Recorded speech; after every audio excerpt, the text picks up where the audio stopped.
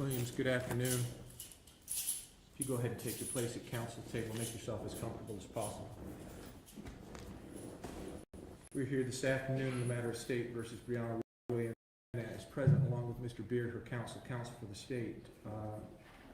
Ms. Anderson and Mr. Hutton are also present. This is 19 CF 11711, case 48 on the calendar.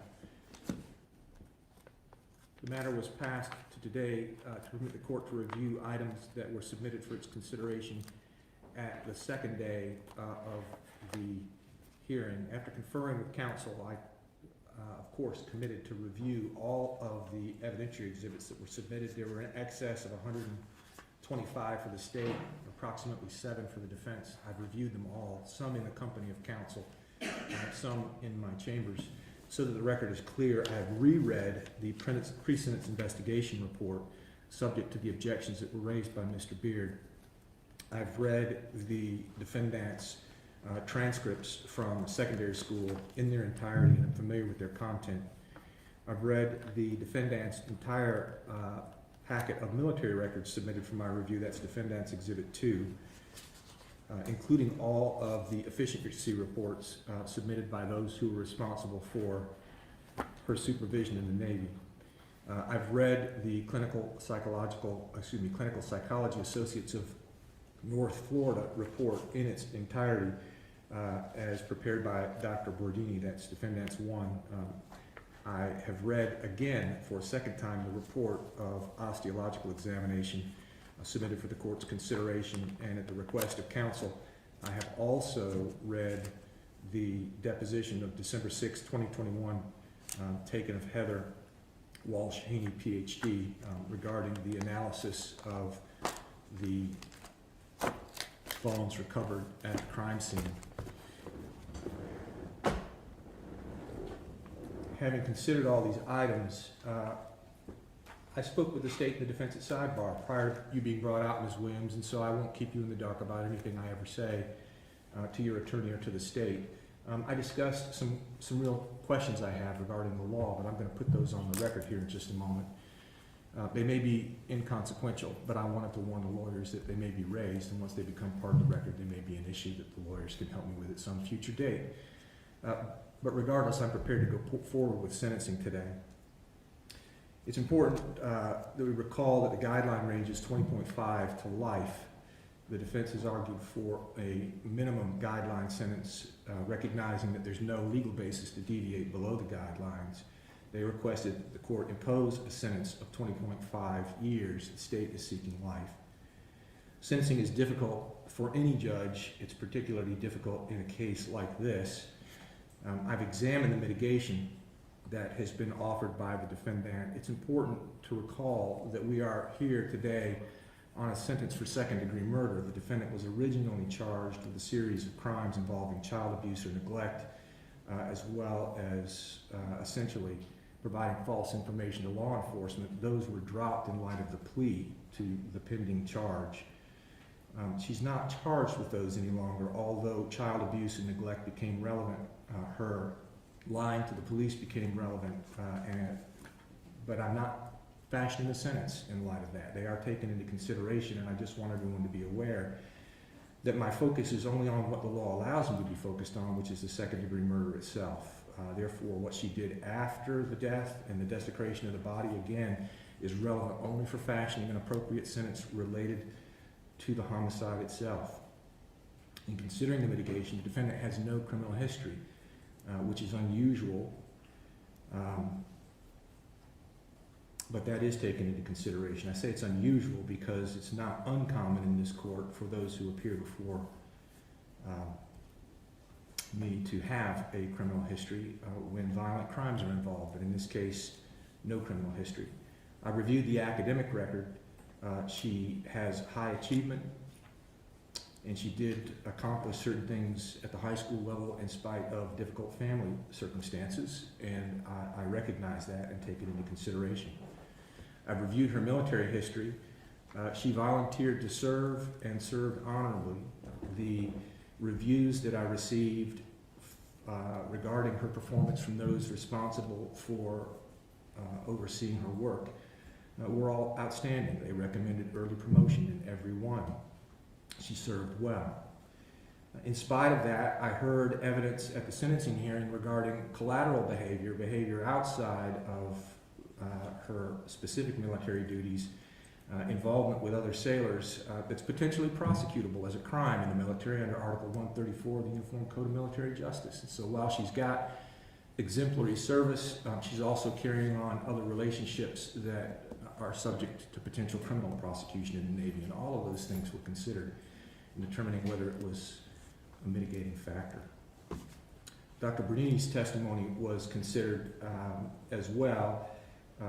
Her family history included a mother and father who were unmarried at the time of her birth, a father who was not part of her life, active part of her life until late high school, a mom who was not actually raising her. She was raised by extended family, and the family environment was unstable, and there was a resulting allegations of abuse. That's also tragically common for those that appear before me. The evidence offered by Dr. Bernini was not offered as justification, but as a way of explanation, and the court accepts it as such. He acknowledged that his opinions are based on objective analysis as well as subjective opinions. That's why he's an expert. Multiple diagnoses were rendered, and the court has taken all of those, all that testimony into consideration. One of the things that the court asked was whether or not the diagnoses and findings were descriptive or predictive, and he said both, meaning that it provided a context for the crime, but also it would continue to persist, which means that given the right circumstance, it creates concerns for me regarding danger to the community.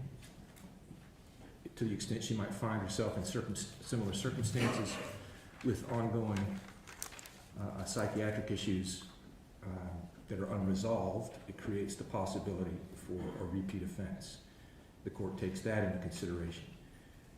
Beyond that, there was not additional mitigation offered for the court's consideration of any consequence. The state offered essentially an aggravation of the circumstances surrounding the crime itself in light of the relationship that the defendant had with the victim, her daughter.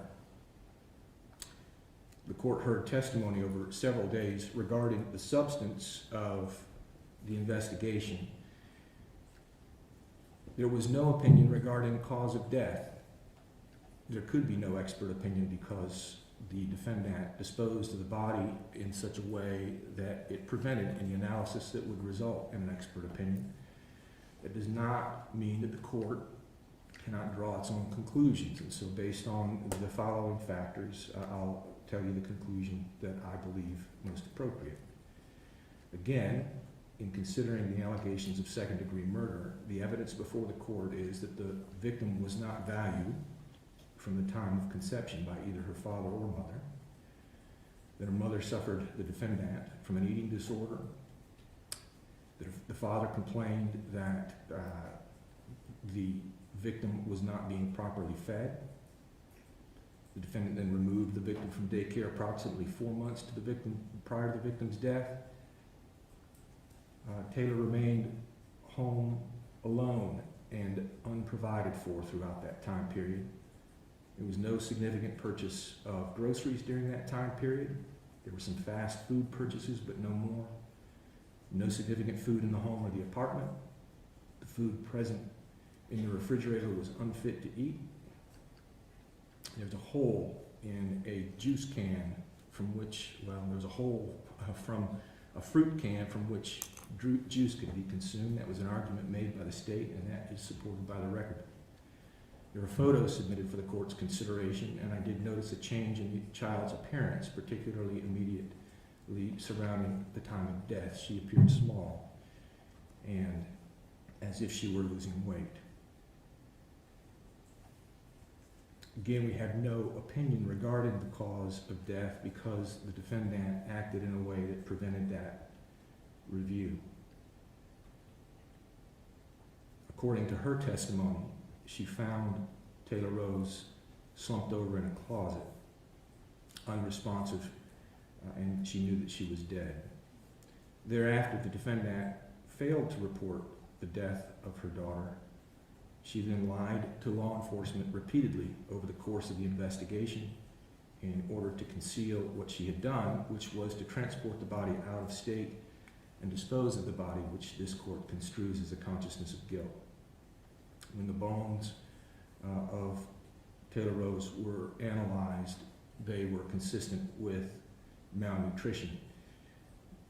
There is evidence in the record then to draw the reasonable inference that although firearms were present and blood splatter was documented in the bathroom, the death was in all probability a consequence of starvation. There was a failure to act where you have a duty to act. You had a duty to provide care for your child, including the provision of food, and over the course of a 4-month period failed to do so, resulting in her death. Coming now to the sentence, if you please stand with your attorney. Considering the aggravating and the mitigating factors, wanting to ensure that the community is protected and that a sentence is rendered in a way that does not dishonor the death of Taylor Rose, the court sentences you to life in prison. Madam Clerk, can you give me credit for time served, please? We have 1,043 days, Judge. 1,043 days credit for time served. You'll pay $600, correct that. Madam Clerk, is it $518? $518 on $150. $518 and $150 public defender fee. Are you asking me to convert it to a civil judgment? Yes, Judge. I'll convert the matter to a civil judgment. Ms. Williams, I take no pleasure in pronouncing the sentence. You have 30 days from today's date to take an appeal of the sentence if you believe any portion to be illegal. If you can't afford an attorney for that purpose, I'll appoint a public defender to represent you. It's a tragedy all the way around. I wish the families well. Anything further from the state? No, Your Honor. Anything further from the defense? No, Judge. We're adjourned. Thank you all.